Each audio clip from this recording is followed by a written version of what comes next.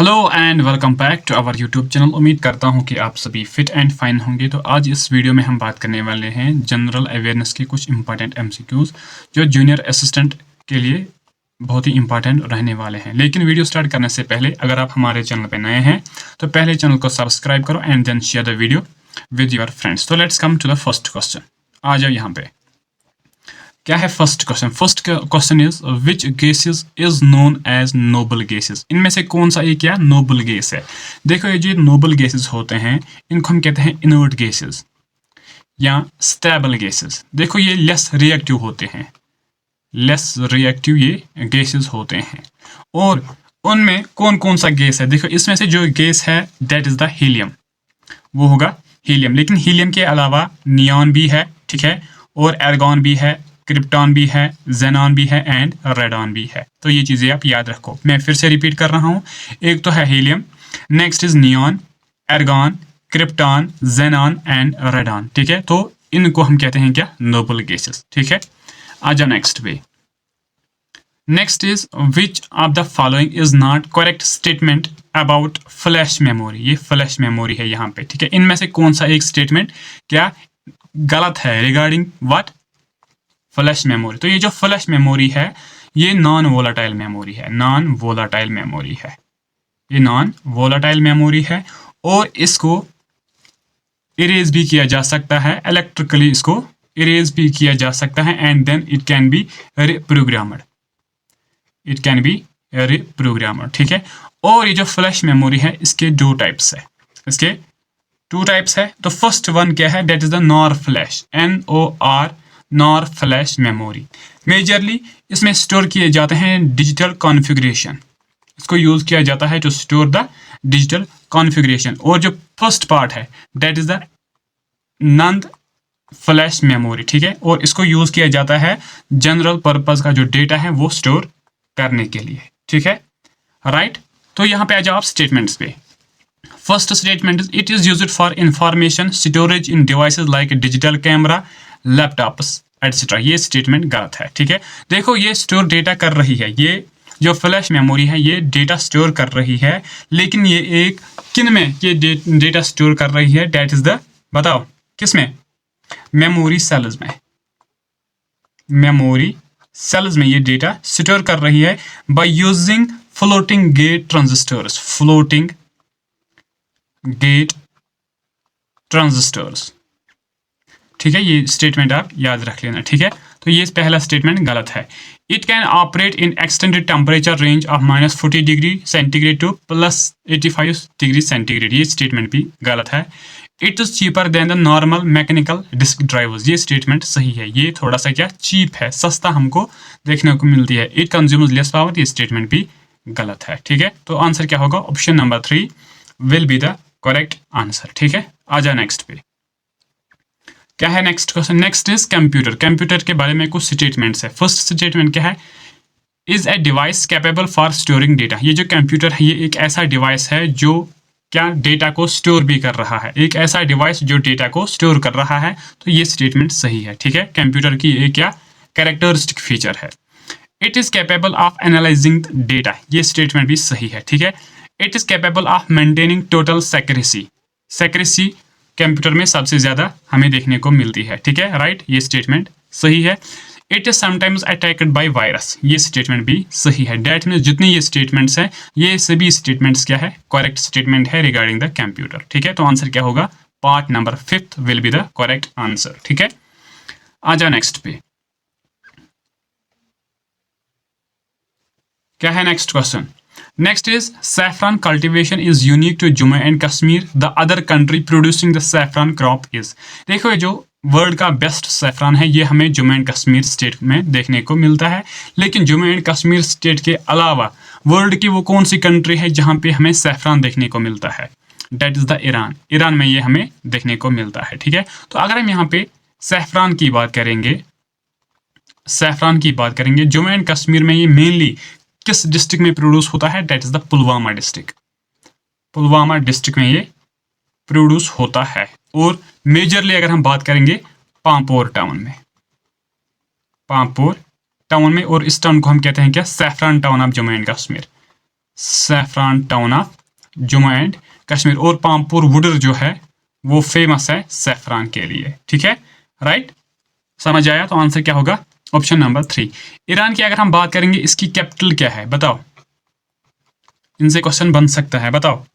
That is the Tehran.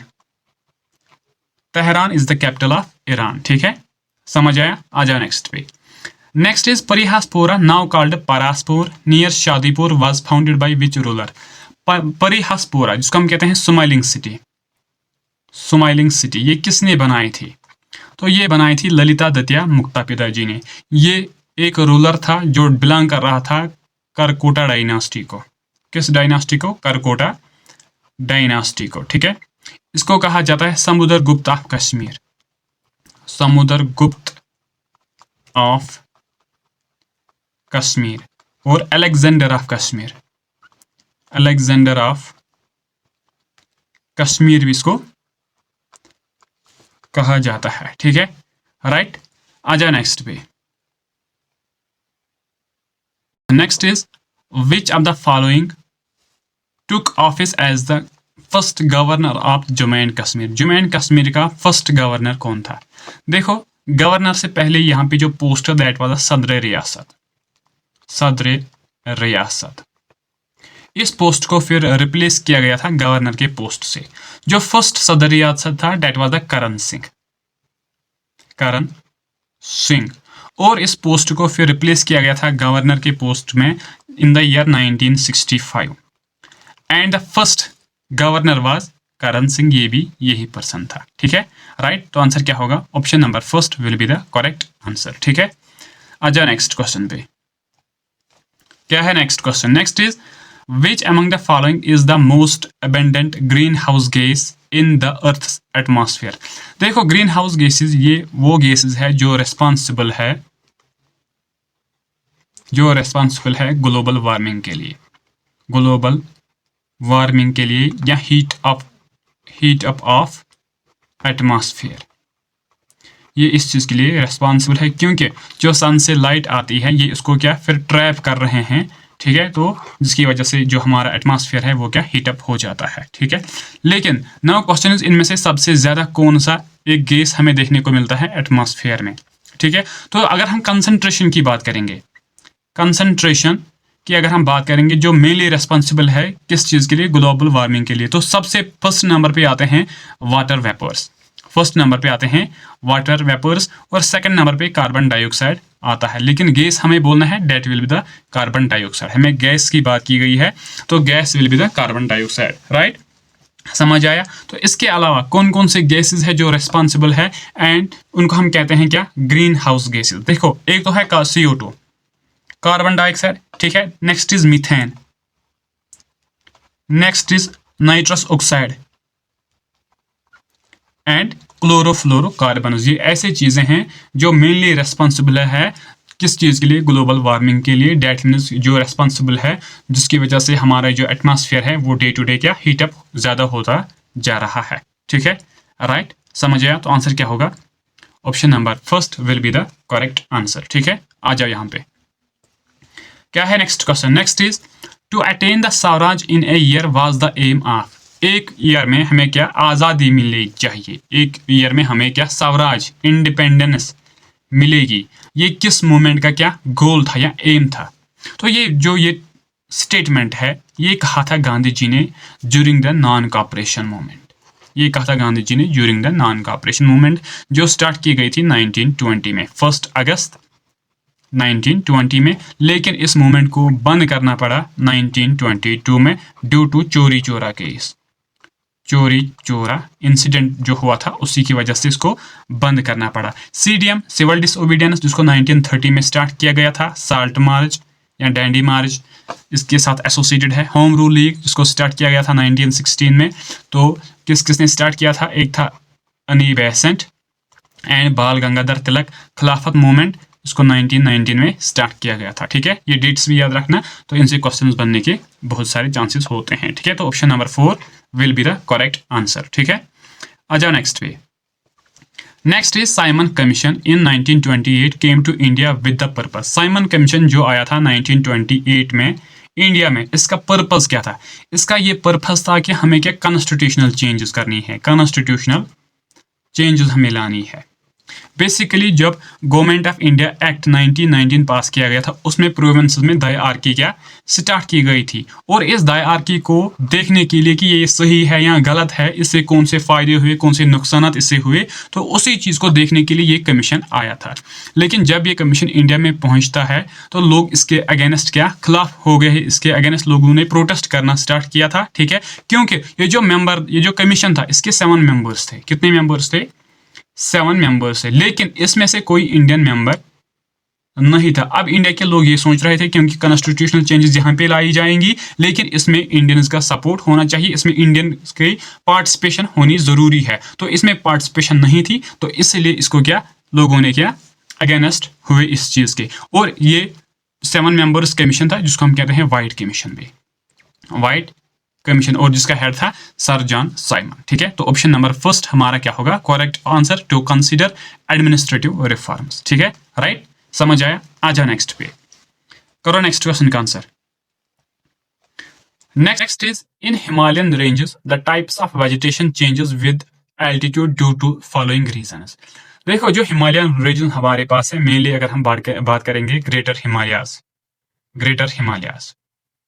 और इस पे क्या वर्ल्ड की जो सबसे हाईएस्ट पीक माउंट एवरेस्ट वो लोकेटेड है इसी पे, जिसकी हाइट है अप्रोक्सीमेटली 8844 पॉइंट समथिंग उसकी हाइट है। दैट मीन्स ये बहुत क्या ऊंचा पीक है ये वर्ल्ड का। लेकिन जब हम बेस से ऊपर तक इसमें जा रहे हैं, जो इस पे वेजिटेशन है वो डिक्रीज होती है। ठीक है, जो यहाँ पे बेस में हमें क्या फॉरेस्ट वेजिटेशन देखने को मिलती है, लेकिन जब हम थोड़ा सेंटर से आगे जाते हैं तो वो वेजिटेशन वहां पे उतनी ज्यादा नहीं है।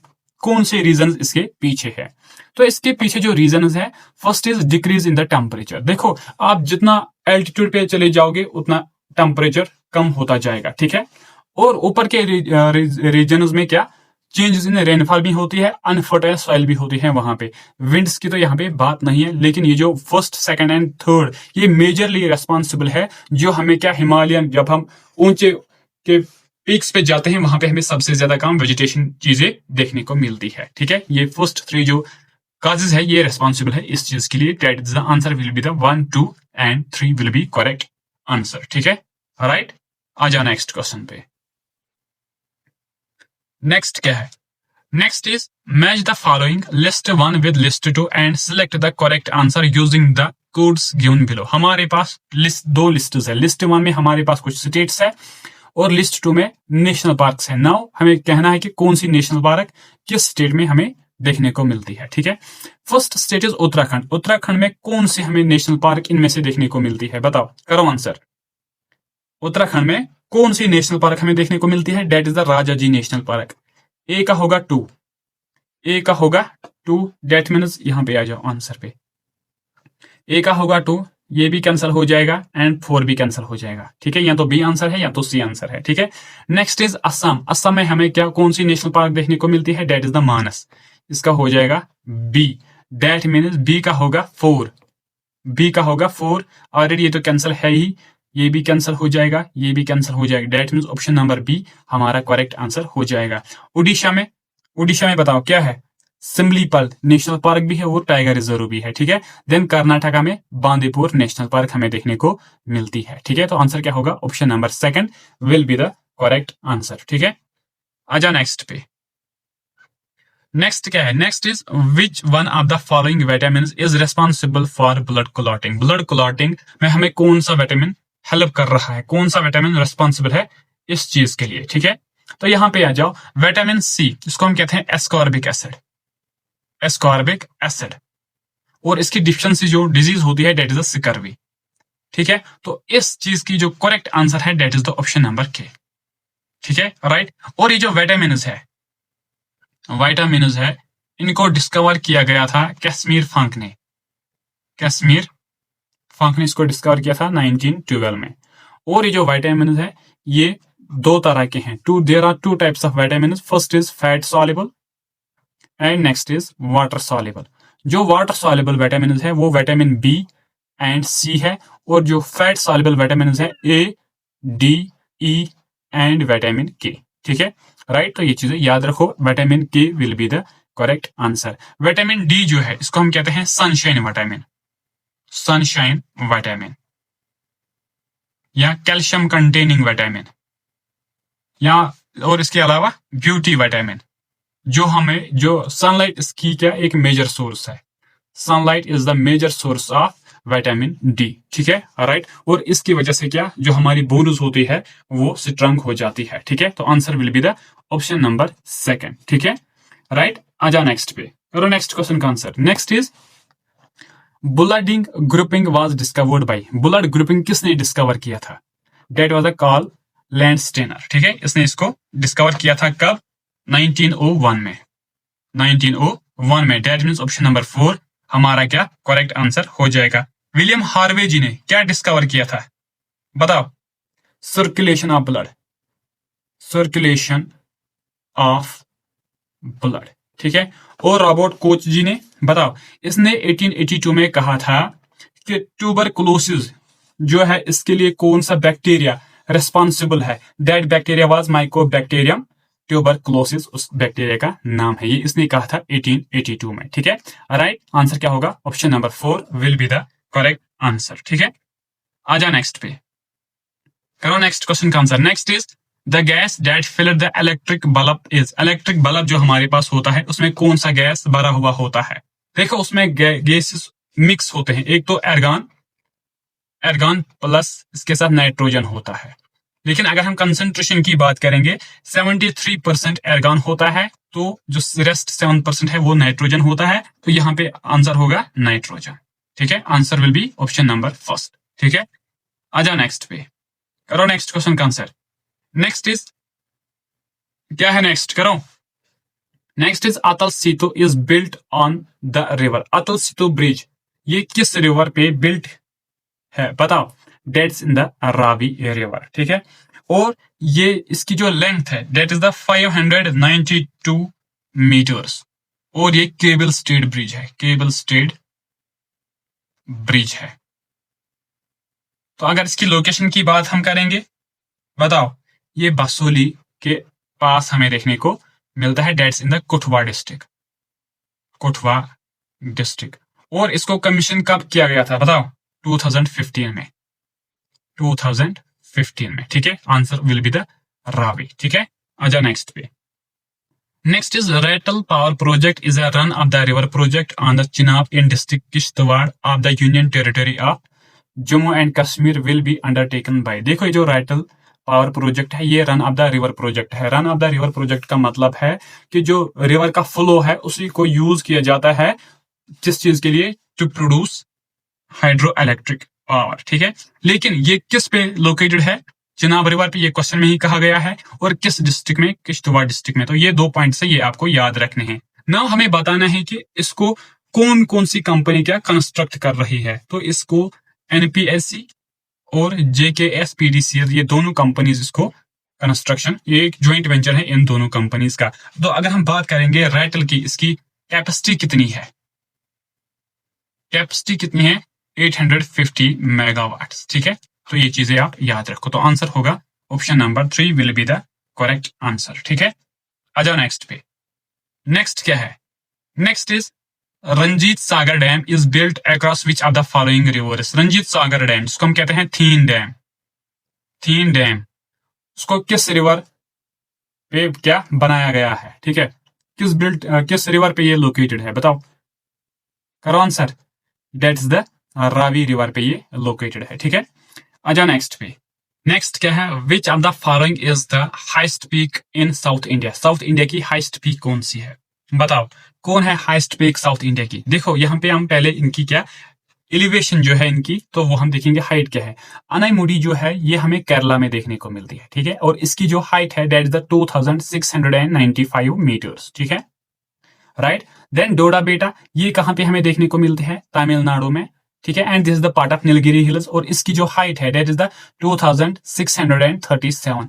अमरकंटक इसका जो हाइस्ट पॉइंट है that is the 1000 around something, ये इसकी जो हाइट है। तो महिंद्रागिरी जो है इसकी जो हाइट है that is the 1500 and 01 metres. तो अब यहाँ पे आप आंसर देखो, जो हाईएस्ट है दैट इज द अनाईमुडी, और ये हमें कहाँ पे देखने को मिलती है, ये हमें केरला में देखने को मिलती है, and this is the part of western Ghats. ये वेस्टर्न घाट्स की हाईएस्ट पीक होने के साथ साथ साउथ इंडिया की भी हाईएस्ट पीक है और केरला की भी हाईएस्ट पीक है, ठीक है, राइट। डोडा बेटा is the highest peak of Nilgiri mountains, Nilgiri mountains, ठीक है। ये आप चीजें याद रखो, जो कहाँ पे लोकेटेड है, तमिलनाडु में ये लोकेटेड है, ठीक है। और महेंद्रगिरी कहाँ पे हमें देखने को मिलते हैं, उड़ीसा में, राइट। तो आंसर होगा ऑप्शन नंबर फर्स्ट। आ जाओ नेक्स्ट पे, करो नेक्स्ट क्वेश्चन का answer. Next is in which state is the Nelong valley located. कहाँ पे नीलोंग वैली हमें देखने को मिलती है, डेट्स इन द उत्तराखंड। देखो ये जो उत्तराखंड है, यहाँ पे हमें बहुत सारी चीजें देखने को मिलती है, लेकिन एक दो चीजें हैं जो हमारे लिए बहुत जरूरी है। एक है Jim Corbett national park, Jim Corbett national park. देखो ये इंडिया की ओल्डेस्ट नेशनल पार्क है, ओल्डेस्ट नेशनल पार्क है, जिसको बनाया गया था 1936 में, और एट दैट टाइम इसको हेलेज नेशनल पार्क कहा गया है, हेलेज नेशनल पार्क कहा जाता था, ठीक है। लेकिन इसके अलावा वहां पे एक इंपॉर्टेंट पीक भी हमें देखने को मिलता है उत्तराखंड में, that is the Nanda Devi peak, Nanda Devi peak, ठीक है, जो हाईएस्ट पीक है उत्तराखंड की, ठीक है। और जिम कॉर्बेट नेशनल पार्क एक वो पार्क है जहां से प्रोजेक्ट टाइगर लॉन्च किया गया था 1973 से, और फर्स्ट जो इंडिया का टाइगर रिजर्व था that was this Jim Corbett national park, ठीक है। तो आंसर क्या होगा, उत्तराखंड। आ जाओ नेक्स्ट पे, करो नेक्स्ट क्वेश्चन का answer. Next is 19th November is observed as the, 19th नवंबर को हम किस तरह मनाते हैं, कौन सा डे इसको कौन सा दिन उस पे सेलिब्रेट किया जाता है, बताओ। That is the international men's day, यहाँ पे है नहीं, इंटरनेशनल मेंस डे भी इस पे मनाया जाता है, इंटरनेशनल मेंस डे भी इस दिन मनाया जाता है, मेंस डे। ये बहुत लोगों को मालूम नहीं होगा क्योंकि हम आदमी लोगों की यही परेशानी है, ठीक है। और इसके अलावा वर्ल्ड टॉयलेट डे इस पे मनाया जाता है, ठीक है। देखो कौन सी दो चीजें इसमें इस दिन मनाई जाती है, ठीक है। Anti poverty day, that is the, बताओ इसको कब मनाया जाता है कि हमें पॉवर्टी खत्म करनी चाहिए, बताओ। अक्टूबर 7। और वर्ल्ड क्लीन वाटर डे कब मनाया जाता है, मार्च 22, ठीक है। तो आंसर क्या होगा, वर्ल्ड टॉयलेट डे, ठीक है। आ जाओ नेक्स्ट पे, करो नेक्स्ट क्वेश्चन का answer. Next is who among the following give up his legal practice during non cooperation movement. देखो नॉन कॉपरेशन मूवमेंट जो स्टार्ट की गई थी 1920 से 1922, लेकिन ये एक फर्स्ट मास बेस्ड मूवमेंट थी, फर्स्ट मास बेस्ड मूवमेंट थी, ठीक है, जिसको गांधी जी ने स्टार्ट किया था। और इस जब ये मूवमेंट चल रही थी, बहुत सारे लोगों ने, जो इंडिया के लोग ब्रिटिश एडमिनिस्ट्रेशन में डिफरेंट पोस्ट्स पे जॉब कर रहे थे, तो बहुत सारे लोगों ने क्या वो पोस्टों से रिजिग्नेशन दिया है। सपोज अगर हम एक दो एग्जांपल यहाँ पे देखेंगे, जो सुभाष चंद्र बोस जी है उसने क्या सिविल सर्विस से रिजाइन दिया था, सुभाष चंद्र बोस जी ने सिविल सर्विस से रिजाइन दिया था। मोतीलाल नेहरू, CR दास और राजगोपाल आचार्य, उन्होंने क्या अपनी लीगल प्रैक्टिस से क्या हमें, उन्होंने कहा था कि हमें ये चीजें अब जरूरत नहीं है, गेव अप किया था, ठीक है। तो उन दोनों में से सिर्फ यहाँ पे क्या CR दास है, ठीक है। और ये CR दास प्लस मोतीलाल नेहरू दोनों ने क्या किया था, अपनी लीगल प्रैक्टिस से क्या गेव अप किया था। लेकिन जब नॉन कॉपरेशन मूवमेंट बंद होती है, तो इसके बाद वो लोग 1 जनवरी 1923 में एक पार्टी बनाते हैं जिसको हम कहते हैं स्वराज पार्टी, स्वराज पार्टी, ठीक है। ये चीजें याद रखो, ठीक है, चीजों को कनेक्ट करना सीखो, ठीक है, राइट। आजा नेक्स्ट पे, नेक्स्ट क्या है, next is members of the constituent assembly who drafted the constitution of India where.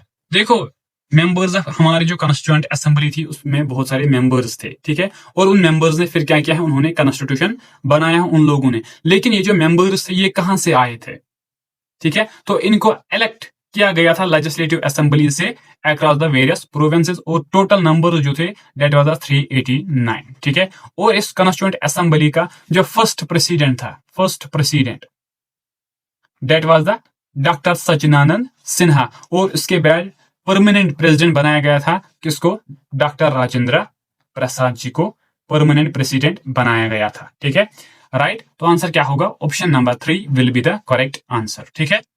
आ जाओ नेक्स्ट पे, करो नेक्स्ट क्वेश्चन का answer. Next is the first draft of the constitution was prepared by. First draft, जो constitution का पहला draft किसने बनाया था? That was the BN Rau ji, ठीक है, जो क्या एडवाइजर ऑफ द कॉन्स्टिट्यूशन को कहा जाता है, ठीक है। Ambedkar he was the head of drafting committee, और जिसमें टोटल कितने 7 मेंबर्स थे। 7 मेंबर्स थे 8 मेंबर्स, चलो इस चीज को आप कमेंट सेक्शन में कमेंट करके बताओ, ठीक है। तो friends, this was all about today's class. तो अगर आप हमारे चैनल पे नए हैं तो चैनल को पहले सब्सक्राइब करो and then share video with your friends. तो thank you so much, have a great day.